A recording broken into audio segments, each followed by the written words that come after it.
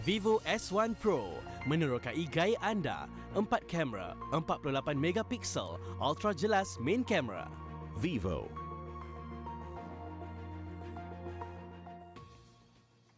Pengangguran siswazah tempatan dan proses membaik pulih perumahan generasi kedua Felda yang terbengkalai antara fokus utama persidangan Dewan Rakyat hari ini.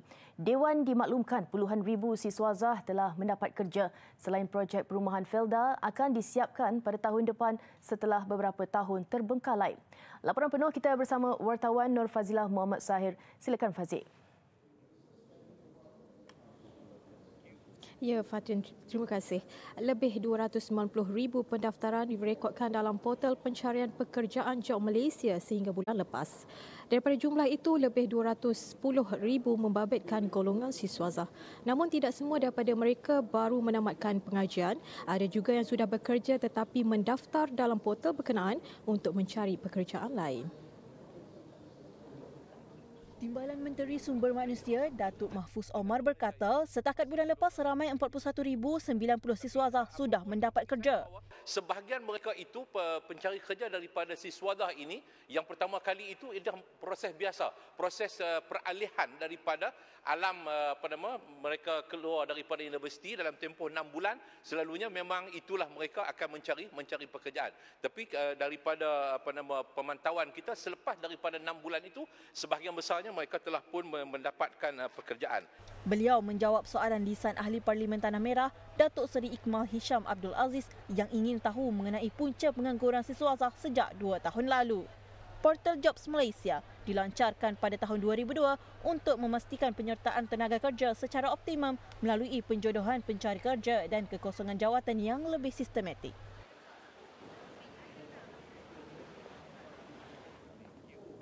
Menyentuh mengenai projek pembinaan perumahan generasi baharu Felda PGBF yang terbengkalai sejak beberapa tahun lalu, Dewan diberitahu Felda kini fokus untuk menyiapkan projek yang sudah berada di tahap kemajuan kerja 70%.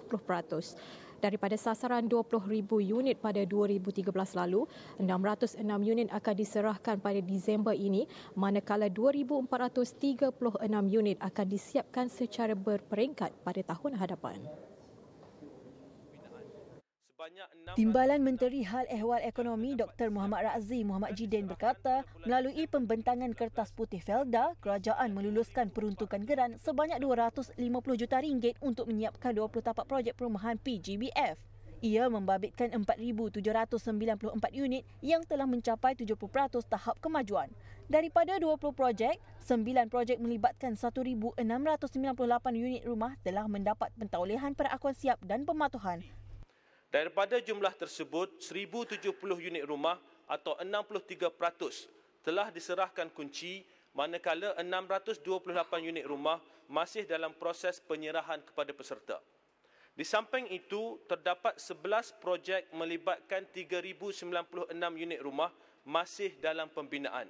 Sebanyak 660 unit dijangka dapat disiapkan dan diserahkan pada bulan Disember 2019 dan baki sebanyak 2,436 unit akan disiapkan secara berperingkat pada tahun 2020. Usaha kerajaan untuk menyiapkan rumah-rumah yang terbengkalai ini akan dapat memberikan manfaat langsung kepada generasi baharu Felda. Tumpuan kerajaan pada masa ini adalah untuk menyiapkan projek PGBF yang berada pada tahap kemajuan kerja 70% ke atas. Tambahnya, satu pengukur penilaian prestasi telah dilaksanakan untuk membantu Felda menyediakan pelan tindakan mampan untuk menyelesaikan masalah berkenaan. Seorang anggota Dewan Rakyat hari ini mencadangkan semua ahli parlimen menyanyikan lagu Negaraku dan membaca rukun negara sebelum sesi persidangan bermula. Cadangan itu dikemukakan ahli parlimen Jempol, Datuk Muhammad Salim Sharif, bagi menyemarakkan semangat cintakan negara.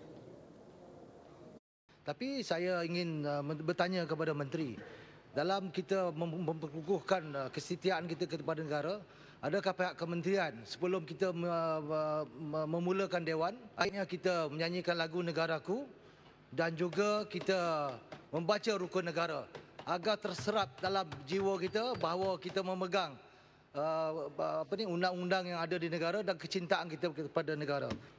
Memang banyak usaha yang dilakukan sebagaimana yang saya terangkan tadi untuk memupuk perpaduan di kalangan rakyat berbilang kaum di negara kita.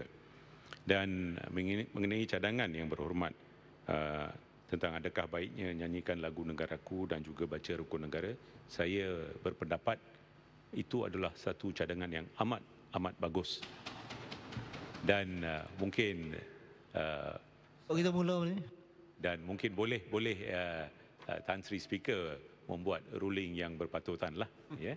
Sementara itu menjawab mengenai pertanyaan berkaitan tindakan diambil terhadap mereka yang mengibarkan jalur gemilang secara terbalik sebagai tanda protes, Wita berkata pihak berkuasa telah mengambil tindakan tegas terhadap mereka yang terlibat. Sekian saja dari Parlimen, kembali ke Sri Pentas. Baik, terima kasih Fazi langsung dari Parlimen.